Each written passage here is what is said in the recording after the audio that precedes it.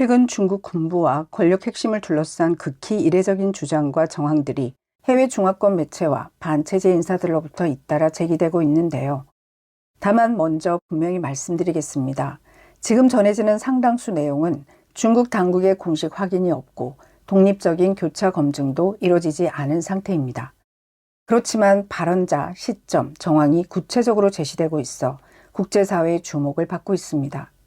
먼저 1월 28일 캐나다에 거주 중인 민주중국전선 전 세계 부주석 성쉐는 자신의 X계정을 통해 전직 중국군 장교로부터 전달받았다는 내부 폭로 내용을 공개했는데요.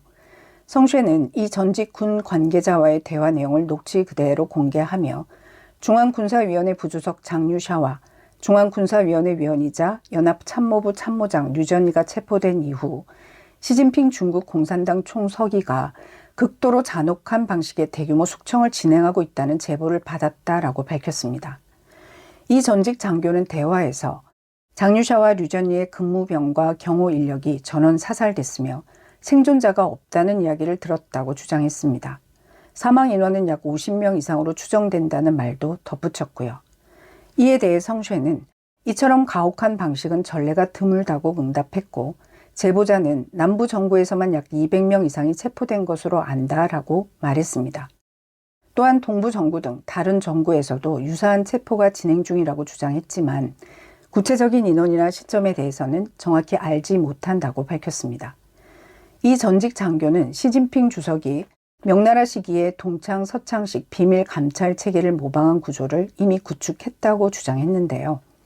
그에 따르면 중앙경위국 규모는 과거 약 1000명 수준에서 현재 약 12,500명까지 확대됐다고 합니다. 또 다른 감시 집행 조직은 기율검사위원회 명의로 운영되지만 실제로는 법적, 군사적 통제를 받지 않고 직접적인 체포, 처형 권한까지 행사한다는 주장입니다.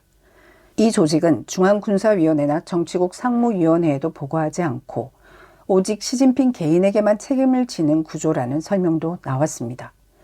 실제 운영은 중국 공산당 정치국 상무위원 차이치가 맡고 있다는 주장도 제기됐는데요. 해당 제보자는 체포 과정에서 저항이 있을 경우 현장에서 바로 총살이 이루어졌다는 이야기를 들었다라고 주장했습니다. 특히 동부 정부에서 2명이 체포 과정에서 권총으로 공개 사살됐다는 사례를 언급했지만 이 역시 공식 확인이나 제3자 검증은 없는 상태입니다. 성쉐는 이 같은 폭로와 관련해 현재 상황은 중국 군부 내부가 극도의 공포 상태에 들어갔다는 신호로 보인다고 평가하면서도 이 모든 내용은 내부 제보에 기반한 것이며 아직 확인되지 않았다라고 분명히 밝혔습니다. 이런 주장들과 맞물려 중국 내부 상황을 보여주는 영상들도 해외로 전해지고 있는데요. 베이징 시민들이 공유한 영상에는 1월 28일 밤 베이징 중난하이 인근에서 총격전으로 추정되는 소리가 담겨 있다는 주장이 제기됐습니다.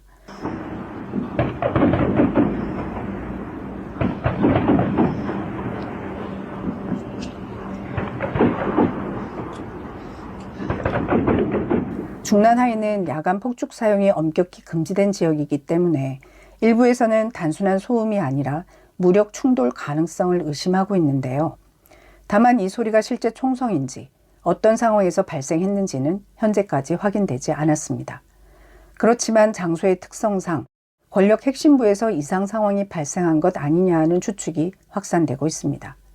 또 다른 영상에서는 1월 27일 새벽 베이징 외곽 퉁저우 지역의 장갑차, 군용 차량, 중화기, 의료장비로 보이는 차량들이 대규모로 집결해 있는 모습이 포착됐다는 주장도 나왔습니다. 이 영상들이 사실이라면 전국 각지의 병력이 베이징을 중심으로 이동하고 있는 정황으로 해석될 수 있습니다. 물론 이 역시 훈련이나 경계 강화 차원일 가능성도 배제할 수는 없습니다. 이 같은 주장들 속에서 나온 두 번째 소식입니다. 1월 28일 미국에 거주 중인 전 상하이 기업가 출신이자 시사평론 활동을 하고 있는 후리런은 자신의 1인 미디어 방송을 통해 또 하나의 충격적인 주장을 내놓았습니다. 후리런은 중국 공산당 중앙조직부 부부장급 인사가 최근 해외로 탈출하는 데 성공했다라고 밝혔습니다. 그는 이 사건을 계기로 체제 내부 인사들의 대규모 해외 이탈이 시작되고 있다고 주장했는데요. 후리런은 이들은 중국 공산당 내부의 기밀과 범죄 증거를 상당 부분 확보하고 있으며 앞으로 중대한 정보 유출이 이어질 가능성이 크다라고 말했습니다. 다만 이 역시 당사자 신원, 탈출 경로, 시점 등은 공개되지 않았고 공식 확인된 건 없습니다. 그는 또 장유샤 체포 사건이 내부 균열을 촉발했고 중국 공산당 내부는 지금 너 죽고 나 살자는 극단적 권력 투쟁 국면에 접어들었다고 평가했습니다. 후리런에 따르면 현재 4급 이상 간부 상당수가 직무에 복귀하지 못하고 조사 대상이 되고 있으며 중앙기율검사위원회가 중앙, 지방, 기층 조직까지 광범위하게 침투해 사실상 소련 시절 KGB와 유사한 감시 구조를 형성했다는 주장도 나왔습니다. 이런 가운데 중국 각지에서 군 차량과 장갑차, 무장 차량 이동을 촬영한 영상들이 온라인에 확산되고 있습니다. 베이징 시민들과 중국 네티즌들은 중난하이 인근 장안가, 베이징 주요 진입로에서 무장경찰, 중앙경위국 요원으로 보이는 검은 복장의 인원들이 대거 배치됐다고 증언했습니다.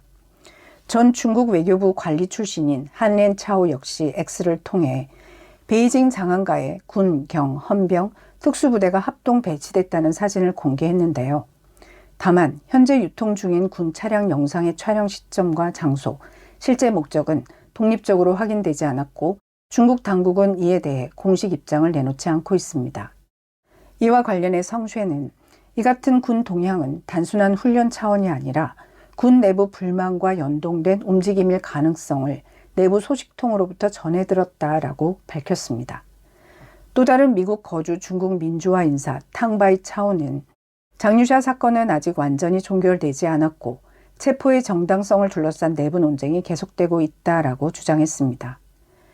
미국 월스트리트 저널 역시 중국 당국이 장유샤, 류전이와 함께 승진한 장교들의 전자기기를 회수했으며 수천 명의 군 장교가 잠재적 조사 대상이 될 수 있다라고 보도한 바 있습니다.